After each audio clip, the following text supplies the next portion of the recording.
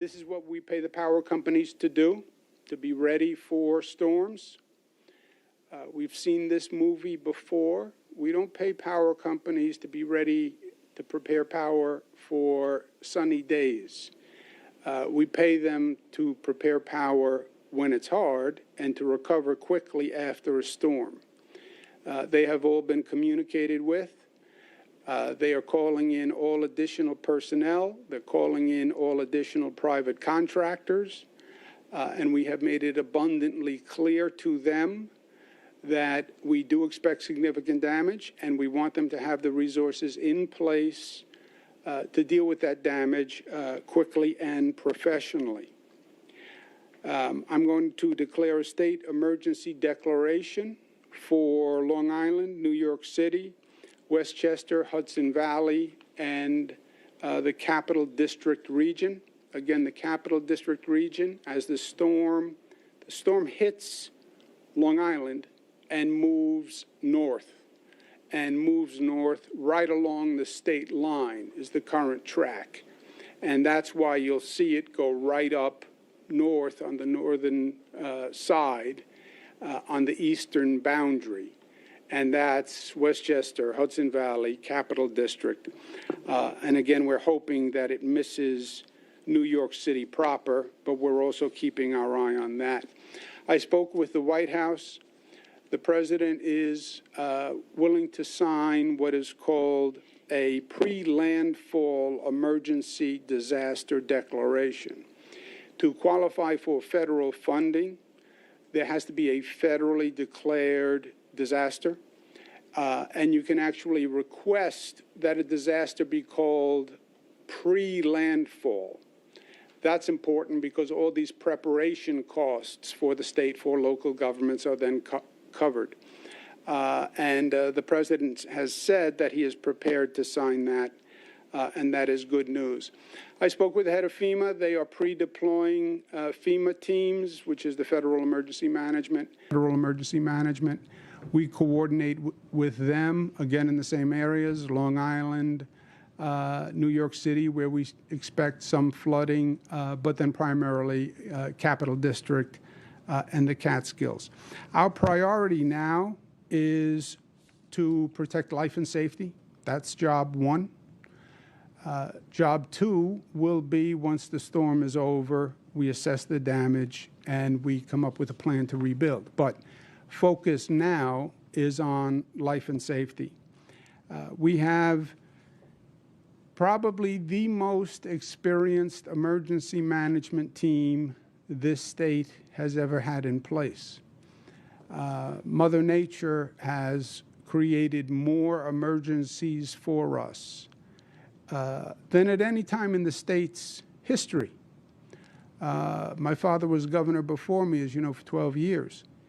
A snowstorm was a natural emergency. Do we close the thruway or not was always the big question. This is a totally different environmental situation. Hurricanes, floods, they didn't happen in New York, but they do now. And we've gone through it a few times, and I feel confident saying to New Yorkers that they could not be in better hands in terms of an experienced team. Now, that doesn't mean that Mother Nature doesn't win. She wins. She wins. She won at Superstorm Sandy. She wins every time. But we will be doing everything that we can do to be prepared. We have briefed all the local governments. We briefed the Assembly. We briefed the Senate. We briefed the Lieutenant Governor on the situation. We briefed the White House. We're briefing federal officials. We're speaking with county executives. County Executive Stephen Bellone, Suffolk County Executive, has urged a voluntary evacuation of Fire Island. I think that is very important. I second the county executive's call. I think he's exactly right. If you are on Fire Island and you do not evacuate Fire Island now, I think you are putting yourself in a position of danger. And you're doing that needlessly. So please heed the county executive's warning. Last point is we can do everything we can do to get ready, but this is not our first rodeo. And at the end of the day, it is up to the people of the state to make the right decision. If you know you are in an area that tends to flood, if you know you are in a tidal area that tends to flood, if you know you are in an area that is subject to tidal surges, get out of that area now, please, and get to another and better place of safety. The main situation we have in these emergencies are trying to rescue people who stayed in place. And then they create a dangerous situation for everyone. I've been on the swift water rescue teams. I've been in the boats in the middle of storms, trying to get to people as their homes are getting washed away, trying to take children out of windows before the house gets washed away. If you don't take the right actions, not only do you put your life in danger, you then put the life in danger of the emergency workers who have to come to help you. And that is an unnecessary risk. I understand we didn't have the buildup that we had with Superstorm Sandy. And I understand that this is my first briefing on this. Superstorm Sandy, we did a number of briefings, and people were acclimated. Don't be deceived by that. It's because the trajectory of the storm changed. And we have short notice. We're talking about tomorrow. So if you have to move, if you have to stock up, if you have to get to higher ground, it has to be today, please. Now, I know New Yorkers, and I know New Yorkers are tough. And I know their first instinct is, we don't have to go anywhere. We're going to batten down the hatches and we're going to be fine. I understand that instinct. And I understand the questioning of the weather reports. I got into a lot of trouble once with all the weather forecasters across the nation when I suggested that a weather forecast turned out to be incorrect. I understand that also. But we're talking about tomorrow, and we're talking about the day after tomorrow. So this is not a long-term projection. Normally, when you get this close to the event, the forecasts tend to be accurate. The track can move plus or minus, but the basic track doesn't change. So please, take this seriously. Yes, New York tough. We'll stay in place, we'll beat the storm. New York tough also means New York smart. And New York smart today means get out of harm's way, please. And with that, I'll turn it over to questions on this topic, please.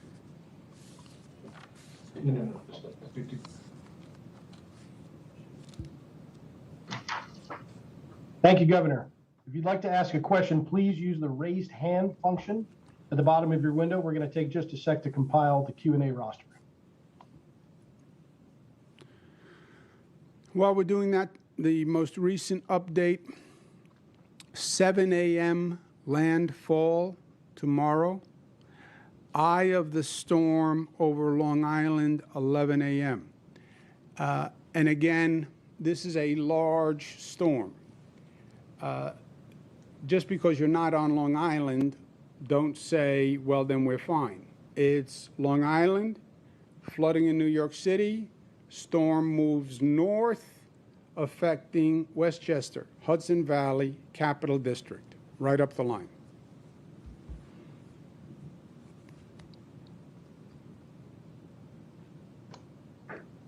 Governor, your first question comes from John Campbell of Gannett. John, just please make sure your microphone is unmuted. Hi, Governor. My question is, the state's in a position where there's going to be a change in leadership and the governorship within days.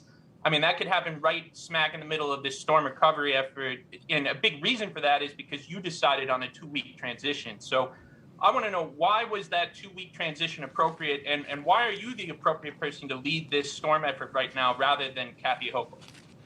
Yeah, the 2 weeks was to have an orderly transition. There's a lot to transitioning a government. I'm the longest serving governor in the country right now. You don't just flip a switch and turn over a government. You don't want a mass exodus of people.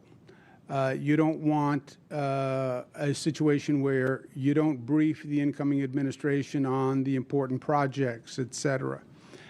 Normally, you have, after an election, 2 months. You have November and December to transition governments. And transition, I was a transition director for my father's administration. I also worked in the transition of federal governments. Normally in 2 months, it's a hurry-up schedule. Briefing papers, policy papers, where are we on the massive construction projects we're doing, where are we on federal relations, what do we need to get done from Washington. There's a lot. So we said 2 weeks, which is a very short period of time. I am governor today, and I am in charge. This is also something I've done a few times, John. So that's why.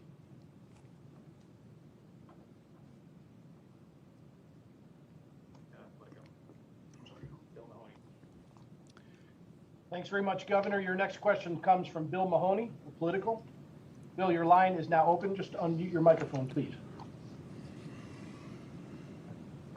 Thank you, Governor. And my question was going to be somewhat along those same lines, but what can we expect from you the next 48 hours? Are you going to be able to focus on this, or do you have transition stuff to deal with? Are you going to be moving? What's your involvement going to be as this unfolds? I will be 100% available to the people of the state of New York every minute of the day, which I have been for my entire tenure as governor. I have been working on this already for the past 24 hours, and we will continue right through the storm, and then we'll assess the damage.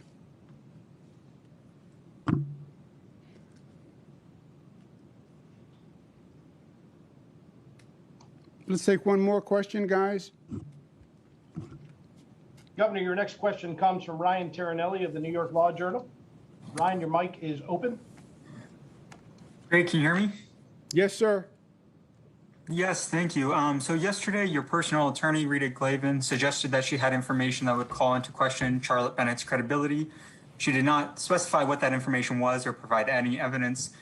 Ms. Bennett's attorney says that might raise to the level of post-employment retaliation. What do you make of that? And why do you think it's appropriate for your attorney to make those remarks without providing significant evidence to back up the claim? Yeah, I don't want to get into Albany politics, which is what has been going on for the past few months. This is about a storm briefing to save lives of New Yorkers. But you're the Law Journal. If you think justice is to accept a complaint from a person without investigation and without credibility determinations and without looking at past actions of that person, then you don't know what the justice system is.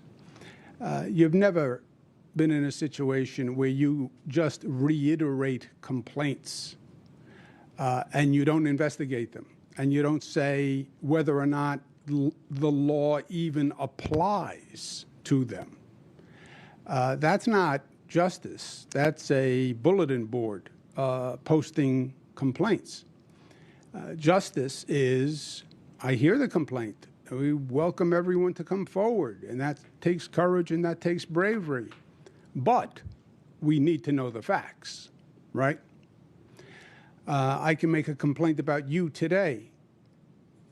Maybe it's true, maybe it's not true. But that's why they do investigations. New Yorkers, please take this storm seriously, I know it's short notice, think Superstorm Sandy. That was a Category 1. This is a Category 1.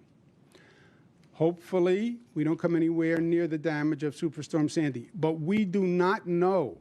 And as I sit here today, I cannot tell you, and none of the experts can tell you,